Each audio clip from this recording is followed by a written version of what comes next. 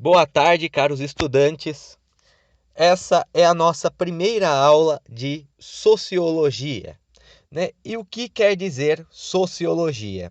Sociologia diz respeito ao estudo da sociedade.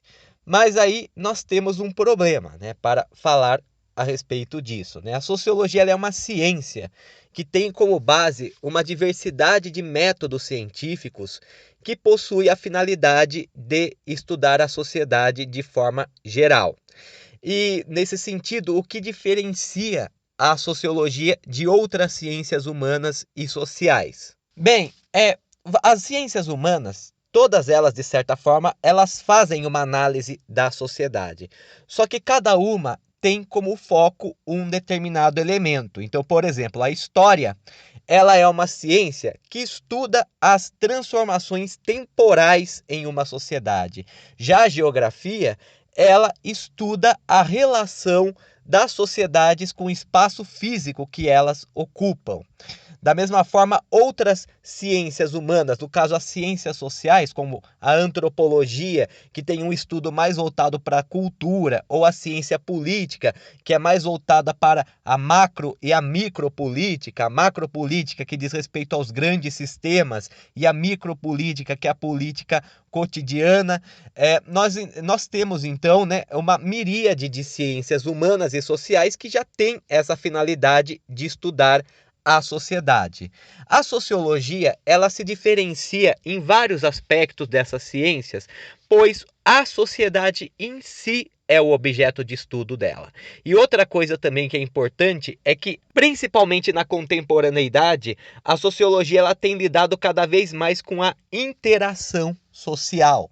Então, é o estudo das interações entre indivíduos em uma sociedade ou mesmo as interações entre sociedades. É claro que as ciências humanas e sociais, elas não trabalham sozinhas, elas constantemente recorrem umas às outras. Então a sociologia constantemente, ela necessita do auxílio da história, da geografia, da antropologia, da ciência política, da demografia, né, que é o estudo das populações, e até mesmo de outras ciências, né? Ela demanda também, né, auxílio da estatística, até de outras áreas, dependendo do ramo, do campo de estudo que um sociólogo irá trabalhar. Então, para compreendermos primeiramente a sociologia, nós devemos compreender as suas origens teóricas.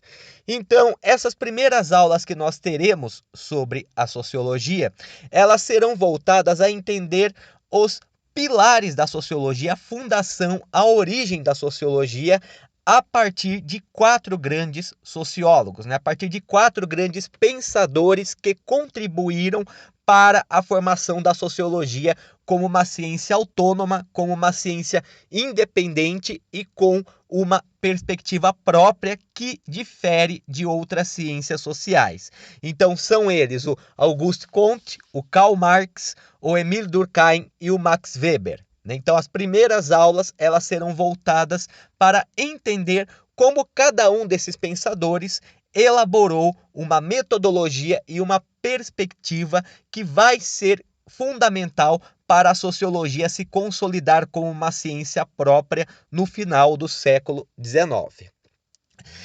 Então, o que nós podemos falar nesse primeiro momento, né, a respeito de qual seria a origem da sociologia? Bem, a sociologia como ciência propriamente dita, nós podemos datá-la do final do século XIX com Emile Durkheim, como nós veremos posteriormente.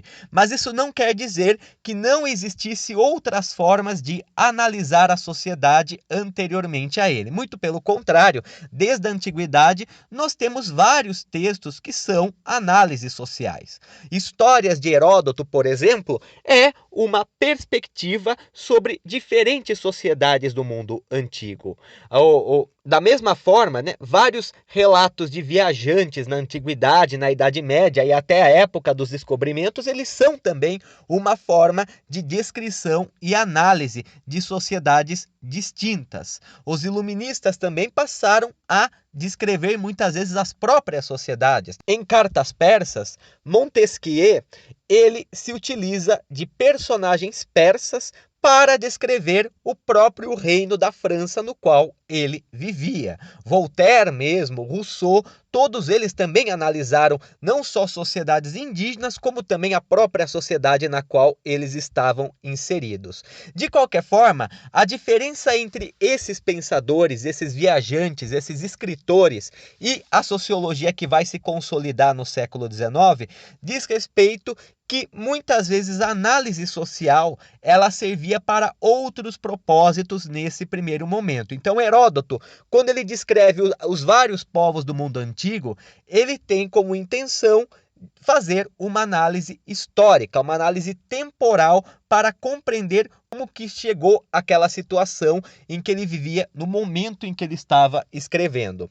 Outro exemplo também, o Montesquieu, o Voltaire, o Rousseau, eles escrevem justamente para fazer uma crítica à sociedade do antigo regime e propor, então, reformas políticas de grande alcance.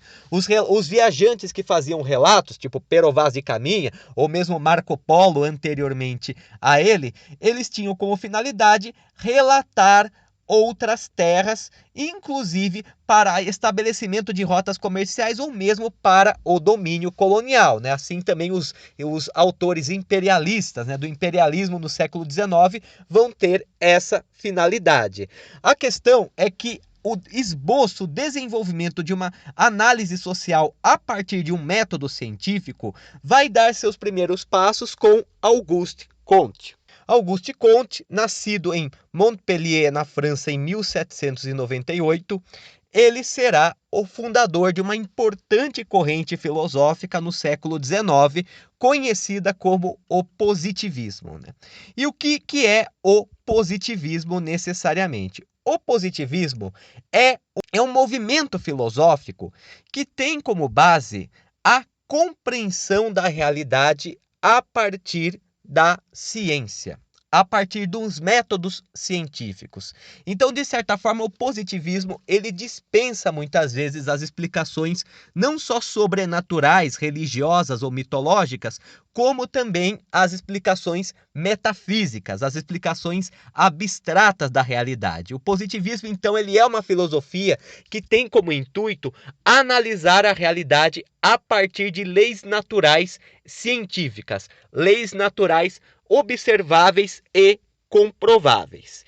Então, o positivismo ele vai surgir em meados do século XIX, um pouco antes da metade do século XIX, ele se desenvolve como um movimento filosófico próprio e a base dele é compreender a realidade a partir da experimentação e da comprovação, com o intuito de encontrar, então, leis naturais, leis científicas na natureza, né? Então, na perspectiva positivista, a natureza ela não é regida por forças sobrenaturais ou então por divindades. São leis científicas, leis naturais que gerenciam toda a natureza, que gerenciam o cosmos, que gerenciam a realidade. E no caso, para o positivismo, é importante que o ser humano tenha conhecimento dessas leis. É importante que o ser humano saiba como compreender essas leis, inclusive para o domínio da própria natureza, pois se você tem uma compreensão de como a natureza opera, você é capaz de prever os próximos passos da natureza.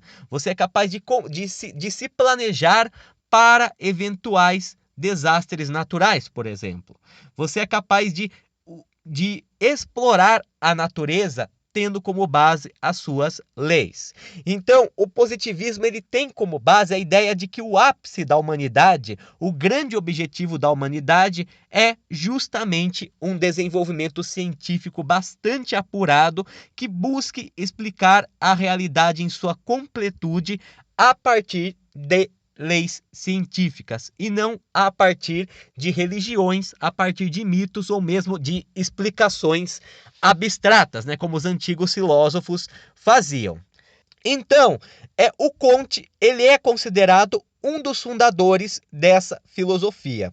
Além disso, o Comte também ele é um dos fundadores do conceito de ciências sociais. E no caso, qual que seria o conceito de ciências sociais, né? Então, o Auguste Comte, ele acreditava que era fundamental para o ser humano não apenas compreender as leis da natureza, as leis da física, da química, da biologia, como também decifrar leis da sociedade. Então, a compreensão de leis naturais dentro da própria sociedade. Na época de Comte, o grande parâmetro de ciência que existia eram as ciências naturais, as ciências físicas. Essas que eram o grande modelo de ciência a ser seguido para outras ciências, pois eram ciências que eram totalmente pautadas na experimentação, na observação e na comprovação. Eram ciências que não deixavam ambiguidade, eram ciências que, ao uma teoria ser comprovada, ela se tornava comprovada. Ela não havia espaço para especulação dentro dessas ciências, pelo menos no contexto do século XIX. E o Comte, ele vai se basear, ele vai se inspirar muito no modelo das ciências físicas e das ciências naturais para compreender a sociedade. É claro, ele não vai aplicar exatamente os métodos das ciências naturais ou das ciências físicas para as ciências sociais.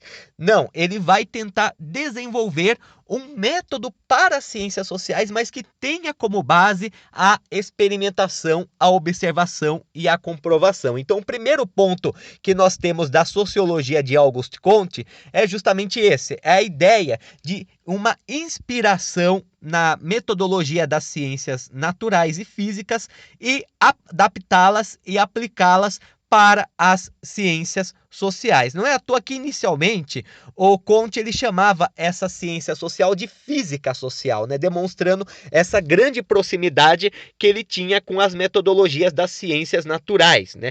Posteriormente, depois ele acaba mudando esse nome, né? Em 1836 ele já passa a chamar de ciências sociais. Então, ele mesmo acaba percebendo, né, que os métodos das ciências naturais, os métodos das ciências físicas, eles não podem ser 100% aplicados na sociedade, sobretudo porque a sociedade ela é composta por uma série de indivíduos autônomos que inclusive contribuem para a sua alteração. Tanto que por conta disso Comte acabou sendo muito mal interpretado ao longo da história, né? O próprio termo positivismo também, ele passou a ter várias interpretações, né? Então, por exemplo, positivismo no direito positivo é a compreensão do direito apenas a partir da lei escrita, sem levar em conta os costumes. Não tem nada a ver com o que o Comte defendia.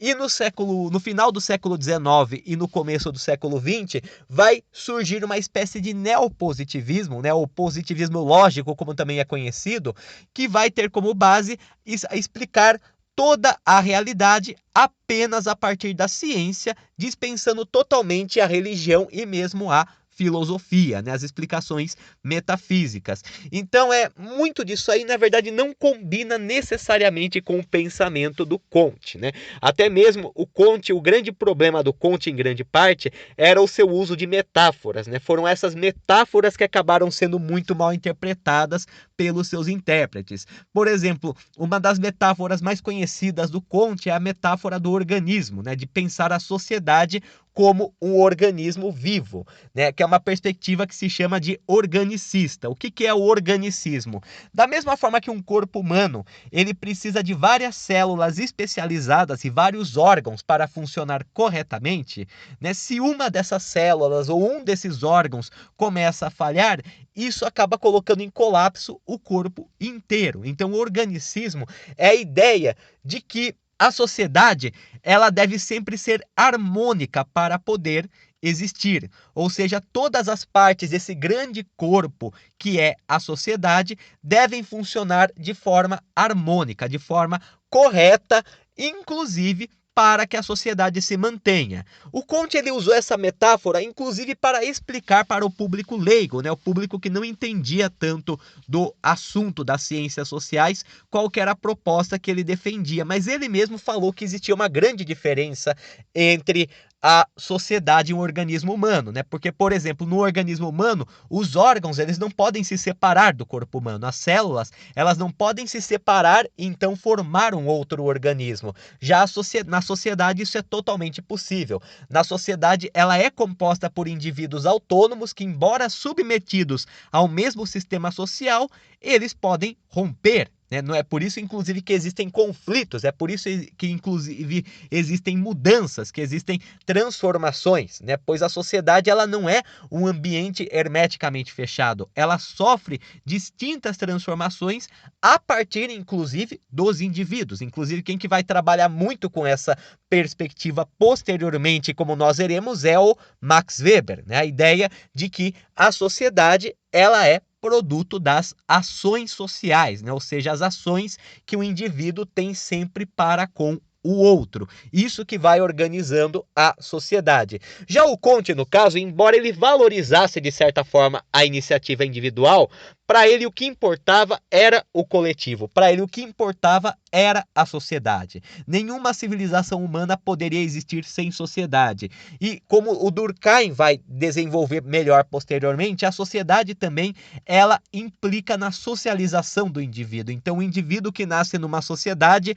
ele acaba durante a infância, durante a juventude, absorvendo os valores morais e culturais da sociedade. Mas isso não quer dizer que ele seja refém desses valores. Ele pode transformar, ele pode mudar, E essas múltiplas transformações proporcionadas pelos indivíduos, pelo contexto, por tudo, acabam também levando a uma transformação da sociedade inteira.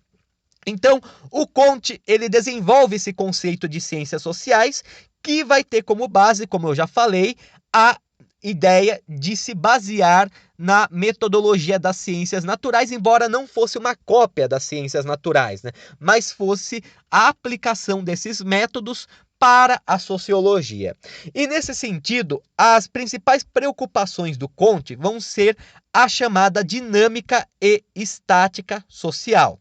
Isso daí, inclusive, é bastante representado por uma frase, um lema kantiano, um lema positivismo, que é a ideia de a ordem por base e o progresso como meta, ou a ordem por base e o progresso como fim, que inclusive vai inspirar o lema do movimento republicano brasileiro, ordem e progresso, já que o Brasil foi um dos lugares que mais recebeu a filosofia de Auguste Comte. E dentro do movimento republicano brasileiro, a filosofia kantiana ela era muito forte, ela serviu de forte inspiração para os republicanos brasileiros. Os primeiros republicanos brasileiros, eles foram integrantes do movimento positivista. Então, o positivismo ele vai ter inclusive um impacto, inclusive para a transformação do Brasil na virada do século XIX para o século XX. E o que quer dizer necessariamente a ordem por base e o progresso como meta?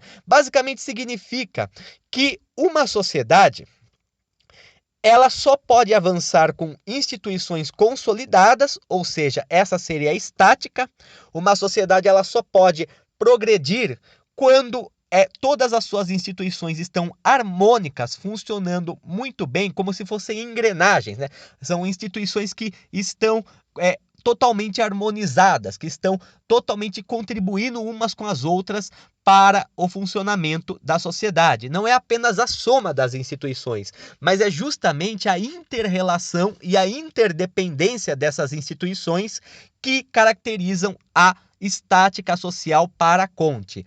E elas se alteram em conjunto. Como todas essas instituições elas estão harmônicas, a alteração em uma delas vai implicar numa alteração em todas. E essa que é a dinâmica. Então, estática social é como a sociedade se mantém. Dinâmica social é como a sociedade se transforma. Essas serão grandes preocupações para Comte e é a partir daí, inclusive, que ele vai ter como base a sua teoria social.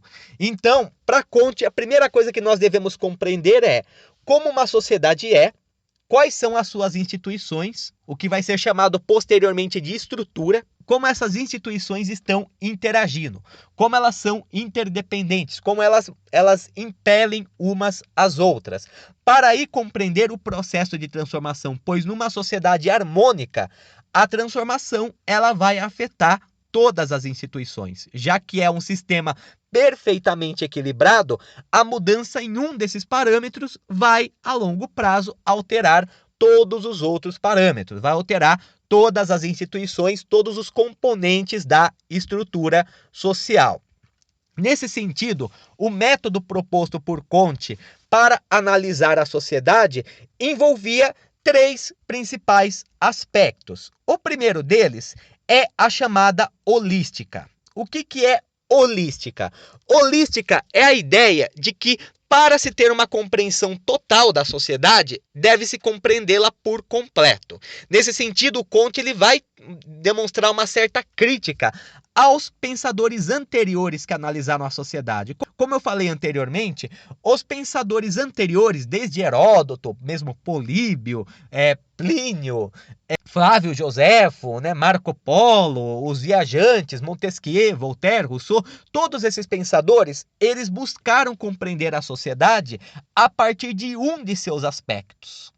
Já o Comte ele propõe o quê? Que para você ter uma noção global da sociedade, uma noção geral da sociedade, já que a sociedade ela é um sistema no qual todas as suas instituições estão constantemente interagindo, não basta compreender apenas um dos aspectos da sociedade, não basta compreender apenas a política, apenas a economia, apenas a religião, apenas a cultura, não basta isso, pois esses aspectos, eles estão constantemente se influenciando. E como eles estão se influenciando, você só pode ter uma compreensão ampla da sociedade compreendendo todas as suas instituições e como elas interagem entre si. Então, isso que é a holística. A holística é a ideia de compreender a sociedade, uma determinada sociedade, a partir de todos os seus aspectos e não de apenas um. Nisso daí, inclusive na sociologia, isso é chamado de sincronia. O que quer dizer sincronia? Sincronia é compreender os vários elementos que ocorrem simultaneamente, de sincronizar, de ocorrer ao mesmo tempo. Então, é a compreensão da sociedade a partir da relação de seus elementos em um mesmo contexto, ou seja, ao mesmo tempo. Essa que é a sincronia e que deriva da noção de holística do Comte. No entanto, apenas compreender como as instituições sociais elas interagem não é o suficiente. É preciso saber como elas chegaram àquele ponto. Nesse sentido, o segundo ponto principal para o Comte, para compreender a sociedade de uma forma ampla, é a chamada historicidade. Ou seja, você compreende como todas as estruturas, como todas as instituições de uma sociedade estão interagindo no mesmo tempo, mas também é fundamental entender como elas se formaram, como elas se consolidaram, inclusive para compreender a própria dinâmica social, já que a dinâmica social é um produto da historicidade. As transformações sociais são um produto da história das sociedades. Então, no que diz respeito a isso, na sociologia, isso é chamado de diacronia. Diacronia é a compreensão através do tempo. Então, enquanto sincronia é compreender a sociedade, os aspectos e as instituições de uma sociedade em um mesmo momento, a diacronia é compreender sua formação, sua transformação através do tempo. Porém, compreender uma sociedade sincrônica e diacronicamente não é totalmente eficiente se você não levar em consideração o terceiro ponto que é colocado por Comte, a relatividade, ou seja, a noção de que cada sociedade é uma sociedade. Cada sociedade tem a sua própria história, cada sociedade tem as suas próprias instituições, cada sociedade tem sua própria cultura, cada sociedade se estabelece num determinado contexto geográfico, num determinado contexto histórico. Então, o terceiro ponto fundamental para uma análise ampla da sociedade, segundo Comte, é a relatividade, não é relativismo, tá? Relativismo que na filosofia, relativismo é a noção, resumidamente falando, muito resumidamente falando, para não entrar em detalhes, mas o relativismo é a noção de que não existem verdades universais e de que cada um pode ter uma verdade própria, ou seja, não existe uma verdade absoluta, cada um tem a sua verdade, cada um tem a sua própria compreensão da realidade. Não era isso que o Comte defendia. O Comte defendia a relatividade, ou seja, cada sociedade tem suas próprias instituições e sua própria história. Portanto, ao analisar uma sociedade, você deve levar em consideração que sociedade é. Afinal de contas, analisar, por exemplo, uma sociedade indígena na Baixa Amazônia, a partir dos mesmos preceitos que você analisaria uma sociedade na Europa industrial, não iria dar o mesmo efeito, não iria ter o mesmo resultado. Ou mesmo analisar comunidades nômades na África, na Ásia e na Oceania, também não teriam o mesmo resultado, porque cada uma dessas sociedades, por mais semelhantes que elas possam parecer à primeira vista, elas possuem instituições e uma história própria. Então, esses são os 3 principais pontos para a análise social segundo Auguste Comte, né? Que é, então, a noção de holística, que é compreender como as instituições interagem no mesmo momento, a historicidade, que é compreender a transformação da sociedade através do tempo, e a relatividade, que é a noção de compreender que cada sociedade é uma sociedade diferente e que deve se levar em consideração isso para ter uma melhor compreensão sobre ela. Entre os principais textos que o Comte publicou, nós temos inicialmente o chamado Curso de Filosofia Positiva, que ele publicou em 1830, na fase em que ele ainda defendia a noção de física social. O Curso de Filosofia Positiva, na verdade, é um conjunto de vários volumes, né, que levou quase 10 anos para ser totalmente escrito. E, nesse sentido, o Comte ele faz uma defesa do progresso da humanidade, né? Então, o Comte, assim como outros filósofos de sua época, como é o caso, ou mesmo anteriores a ele, né, como é o caso do Kant, depois do Hegel, depois também do Marx, né, eles defendiam a ideia da história como linear, do desenvolvimento histórico como linear e da possibilidade de um fim da história, né? Então, cada um à sua maneira, né? Então, o Kant, ele acreditava que a história seria uma marcha da razão, né? Então, a cada geração a humanidade se tornaria mais racional até que chegaria a um ponto em que a humanidade se veria como uma só, não haveria mais fronteiras, não haveria mais diferenças, o ser humano alcançaria o ápice da razão. É similar ao Hegel também, a perspectiva do Hegel, que também defende essa ideia da humanidade progredindo racionalmente. No entanto, o Hegel já considerava que o Estado liberal seria o fim da história, e o Marx, né, que defendia que a história ela era a luta de classes, né? Então sempre um conflito entre classes subalternas e classes dominantes, até que a última classe subalterna, o proletariado, iria derrotar a burguesia, e então haveria a coletivização dos meios de produção e o fim da propriedade privada. Então essa ideia de história linear e com um final era bastante comum no século XIX, né? Desde o final do século XVIII até o século XIX era bastante comum. O Comte ele não fugia muito dessa regra, no entanto ele tinha uma perspectiva um pouco diferente de como seria a linearidade da história, que ele acabou defendendo na chamada Lei dos Três Estados. E o que seria a Lei dos Três Estados? A Lei dos Três Estados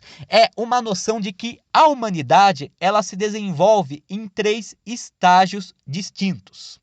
E que é vamos dizer assim, um desenvolvimento comum a todas as sociedades humanas. Nesse sentido, Comte ele também tem uma perspectiva, de certa forma, evolucionista, né? O que era muito comum, inclusive, na época dele. A noção de que as sociedades humanas elas se desenvolvem linearmente. E, no caso, a Lei dos Três Estados ela se desdobra em 3 aspectos principais. Quais seriam esses aspectos principais? Há os chamados 3 estágios de pensamento, que consistem em quê? Né? Dizem respeito, na verdade, a como a humanidade ela lida com o mundo à sua volta, como a humanidade ela interpreta o mundo à sua volta. Nesse sentido, Comte ele afirmava que havia 3 estágios no que dizia respeito a como a humanidade compreende a realidade. O primeiro seria o chamado estágio teológico. O estágio teológico é aquele no qual a religião, o sobrenatural, divindades é o que ofereceriam explicações para a realidade. E esse estágio ele é dividido em três, né? Então, o estágio teológico é dividido em três. O primeiro é o chamado animismo, que é a ideia de que os elementos da natureza têm a sua própria animação, né? Eles são entes sobrenaturais ou gerenciados por entes sobrenaturais e que são cultuados e invocados a partir de sacerdotes, né? Então, o animismo é a ideia de que a própria natureza ela é sagrada. Os próprios elementos da natureza, eles têm força sobrenatural ou são organizados por forças sobrenaturais. E aí cabe a um sacerdote, muitas vezes conhecido como xamã, negociar com essas entidades sobrenaturais. Seria mais ou menos na época de Conte, comum aos aborígenes australianos, aos indígenas da América e até mesmo do sul da África.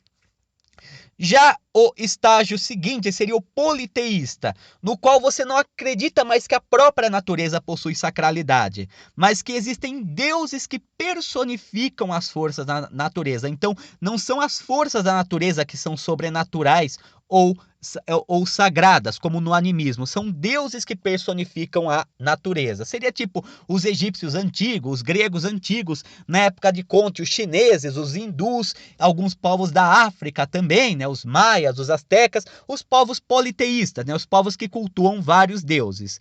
E o último estágio da fase teológica seria o monoteísmo, no qual há a crença em apenas um único Deus, onisciente, onipresente e onipotente, que gerencia todos os elementos da natureza, que aí seria comum do cristianismo, do judaísmo e do islamismo principalmente. O estágio seguinte seria o metafísico. O estágio metafísico, você ainda tem uma explicação sobrenatural dos fenômenos. No entanto, além de haver a crença no sobrenatural e no espírito, começa a se desenvolver a chamada especulação filosófica. Então, a filosofia ela começa a dar explicações para a realidade a partir da metafísica, que é a compreensão do que está além das aparências. Enquanto a física ela estuda a matéria, a metafísica ela estuda a essência das coisas, ela estuda o que não é a matéria, né? O que está por trás da matéria. Então, o estágio metafísico ele seria essa transição da crença no sobrenatural, na crença em espíritos, para a especulação filosófica, né? O questionamento filosófico, as primeiras iniciativas de compreender a realidade a partir da razão, né? Então seria mais ou menos o caso da Grécia Antiga, na época de Conte, também os chineses e os indianos também se incluíam nesse cenário, né? Pois eles tinham também uma série de sistemas filosóficos que inclusive basearam a religião deles, entre outros aspectos. E por fim, o último estágio seria o positivo, no qual a humanidade busca respostas científicas para os fenômenos. Ou seja, o conhecimento absoluto se dá pela compreensão da natureza e de seus fatos a partir de leis científicas. Então, o estágio positivo seria aquele no qual a ciência é a única forma considerada de explicar a realidade. Para Comte, é claro que ele estava se referindo à sociedade industrial europeia do século XIX. Então, esses que seriam os três estágios de pensamento pelo qual todas as sociedades deveriam passar para se chegar ao estágio final, ao fim da história, né, que seria o estágio positivo, onde apenas a ciência explicaria tudo. Paralelamente a isso, o Comte também ele desenvolveu outras duas leis de três estados que são complementares a essa, que é a lei dos três estados práticos, a lei dos três estados práticos que diz respeito à guerra, né? Segundo ele, desde a antiguidade, a humanidade ela vivenciava guerras de conquista territorial, guerras para subjugar e escravizar outros povos. Mas com o passar do tempo, as guerras diminuíram, né? Segundo ele, isso se deve porque, da mesma forma que a humanidade se desenvolve do estágio teológico para o estágio metafísico e positivo, ela se desenvolve também no estágio da guerra ofensiva, que seria a guerra que tem como finalidade atacar, conquistar, subjugar, como os grandes impérios da antiguidade, para a guerra defensiva, que seria do caso da Idade Média e moderna, no qual a intenção da guerra já não seria atacar e conquistar, mas seria defender seu próprio território. né? Inclusive uma concepção até um pouco bastante equivocada, pois se nós analisarmos bem, tivemos muitas guerras de conquista na Idade Média e mesmo na Idade Moderna. Até na Idade Contemporânea mesmo nós tivemos também. E a paz perpétua, né? Ou seja, a paz definitiva, que seria o último estágio, né? Segundo Comte, as sociedades, elas, à medida que elas se desenvolvem, elas tendem a ser cada vez mais pacíficas, até que chegaria um momento em que todas as sociedades viveriam em harmonia por conta da ciência. A ciência traria luz às sociedades e as sociedades veriam que não seria mais necessário brigar entre si, e sim apenas cooperar entre elas para o melhor desenvolvimento da ciência. É claro, né, o Comte ele vivenciou um período anterior, por exemplo, à Primeira Guerra Mundial, né, onde justamente o desenvolvimento científico possibilitou o desenvolvimento de armas que eram bastante aniquiladoras, ou mesmo a Segunda Guerra Mundial, que nós vamos ter as armas de destruição em massa. Mas, no entanto, essa perspectiva de Comte se relaciona à anterior. Da mesma forma que o ser humano, as sociedades humanas, elas passam pelo estágio teológico, metafísico e positivo, elas também vão passando da guerra ofensiva para a defensiva, então para a paz perpétua. E da mesma forma também, o Comte desenvolveu a lei dos 3 estados afetivos, né, no qual o primeiro estado seria a ideia de amor à família ou à tribo, né, o amor ao clã, à família ou à tribo.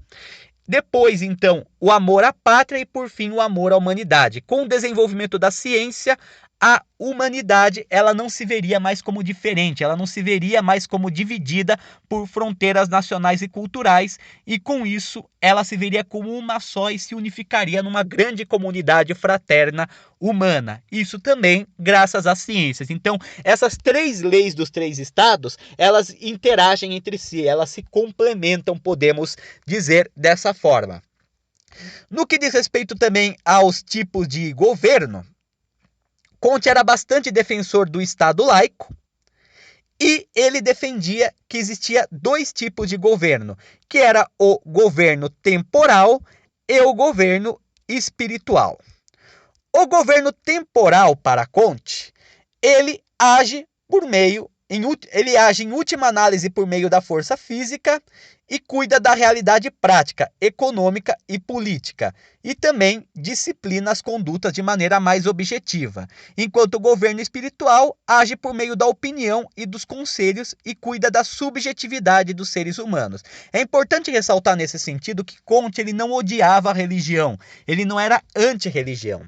E para ele, inclusive, a religião era um fenômeno social. A religião ela não deveria ser compreendida a partir de seus mitos, a partir de suas cosmogonias. Não, a religião ela deveria ser compreendida como um elemento de organização social. Nesse aspecto, né, as explicações religiosas elas não seriam o suficiente para explicar a realidade. Porém, Comte ele não negava o papel importante da religião para a coesão social. Tanto que ele não chegou a propor um ateísmo, ele chegou inclusive a desenvolver uma religião própria, a religião da humanidade, como nós iremos ver em breve. E também para ele há 5 elementos da estática social. Um deles era a religião, né, que é a ideia da unidade humana individual e coletiva, objetiva e subjetiva, em que o indivíduo e a sociedade desenvolvem suas capacidades a partir do altruísmo. A linguagem, que é a ligação entre os seres humanos para compreender a realidade. A família, que é a menor associação humana que existe, e então a sociedade seria mais um conjunto de famílias e não um conjunto de apenas indivíduos. E a família também que é responsável por passar as tradições e assim perpetuar a cultura para as próximas gerações. A propriedade, que é a base da existência material da sociedade, que em conjunto forma a riqueza e o capital. E o governo, que tem como finalidade manter a coesão social. Então, esses que seriam os 5 elementos da estática social para Auguste Comte. Podemos ver, então, que, embora ele não acreditasse que as explicações religiosas elas pudessem ser o suficiente para compreender a realidade, para ele apenas a ciência poderia nos dar uma noção clara da realidade, ele não negava o valor da religião como um importante elemento social. Como eu falei, tanto que ele acaba por desenvolver uma religião própria, a religião da humanidade, que ele acaba, inclusive, desenvolvendo melhor em outro grande texto dele, que é o Sistema de Política Positiva, de 1851, em que ele não só esquematiza o método sociológico, mas também considera a religião uma situação de unidade humana historicamente construída.